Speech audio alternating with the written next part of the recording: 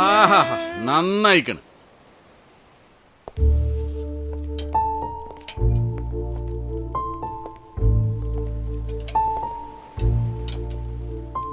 ഇതിനും വേണ്ടിട്ടാണ്ടാ നമ്മൾ സ്വിറ്റ്സർലൻഡിൽ വിട്ട് പഠിപ്പിച്ചത്.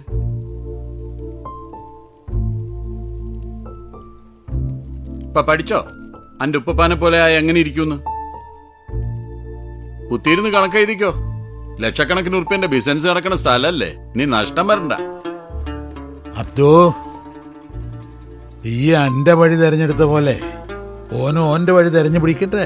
കരീംക്ക, ഇതുപോലെ പൊറാട്ടന്റെയും ബിരിയാണിന്റെയും കാര്യമൊന്നല്ല, കോടികൾ മുടക്കിയ 5 സ്റ്റാർ ഹോട്ടലിന്റെ കാര്യ. ഇങ്ങക്ക് അറിയാൻ പാടില്ലാത്ത കാര്യത്തിൽ എന്തിനാ ഇടപെടുന്നത്? നിങ്ങളും ആവശ്യമില്ലാത്ത കാര്യത്തിൽ ഇടപെടണ്ട. ഡാടാ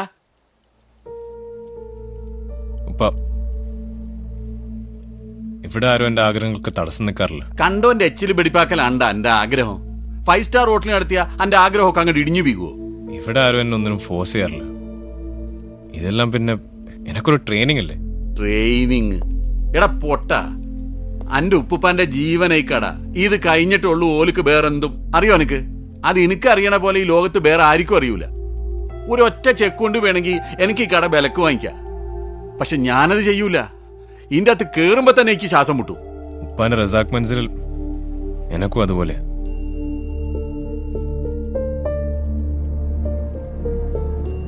അന്റെ ഉപ്പുപ്പ എന്നെ പലതും പഠിപ്പിച്ചിട്ടുണ്ടാവും. പക്ഷെ ഈ ഒന്നും ഓർത്തോ, ഈ ലോകത്ത് തത്വം പറച്ചിലുകൊണ്ട് ആരും എവിടെ എത്തൂല മോനെ. അത് ഓലെ ജീവിതം കൊണ്ട് തന്നെ നമ്മളെ കാണിച്ചു തന്നതാ. ഇപ്പൊ അതുപോലെ എന്റെ ജീവിതം നാശാക്കുക. അതല്ല, എന്നെങ്കിലും നന്നാവണം എന്ന് എനിക്ക് തോന്നണുണ്ടെങ്കിൽ അന്നുപ്പാന്റെ അടുത്ത് വാ കേട്ടോ.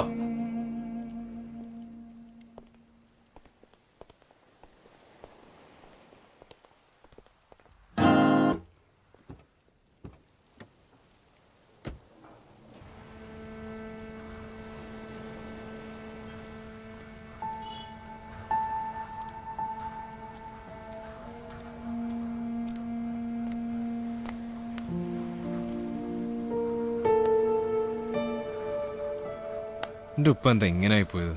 അത് ഓന്റെ ഉപ്പ ഓനെ ശരിക്കും വളർത്താത്തതിന്റെ കേടാ. അബ്ദു കുഞ്ഞായിരുന്നപ്പോ ഞാൻ എപ്പോഴും യാത്രയിലായിരുന്നു. പല നാട്ടിൽ നിന്നും പലതും പഠിച്ചു. തിരിച്ചു വന്നിട്ടും എനിക്കത് ഓനെ പഠിപ്പിക്കാനായില്ല. ഓന്റെ കുഞ്ഞു മനസ്സിൽ തന്നെ എന്നോട് ദേഷ്യമായിരുന്നു. ഓൻ വളർന്നപ്പോ ആ ദേഷ്യം വലുതായി. എന്നോടും ഈ ഹോട്ടലിനോടും ഞാൻ വിശ്വസിച്ച എല്ലാത്തിനോടും അവന് വെറുപ്പായി. ഓനോട് ചെയ്തത് തെറ്റാണ്, പക്ഷെ അത് തിരുത്താൻ എനിക്കറിഞ്ഞുകൂടാ. അതിനെ തിരുത്താൻ ഉപ്പ സമ്മതിച്ചിട്ട് വേണ്ടേ? അത് ഈ ഉരുളക്കിഴങ്ങില്ലേ, അതിൻ്റെ കൂടെ എന്തിട്ടുണ്ടാക്കിയാലും ഉരുളക്കിഴങ്ങിന് ആ രുചിയാ ഉണ്ടാവുക. അതുപോലെ എൻ്റെ ഉപ്പ. ഓൻ്റെ കൂടെ ഇപ്പം ഉള്ളത് ഓനെ സ്നേഹിക്കുന്നവരല്ല, ഓൻ്റെ കാശ് കണ്ട് നടക്കുന്നവരാ. അപ്പോൾ ഓനും അതേ ഭാഷയെ പറയാ. എനിക്ക് ചെയ്യാൻ പറ്റുന്നത് ഓന് വേണ്ടി പ്രാർത്ഥിക്കല. ആ കൂട്ടത്തെ മൂപ്പരോട് ചെയ്ത തെറ്റിന് മാപ്പും ചോദിക്കലുണ്ട്.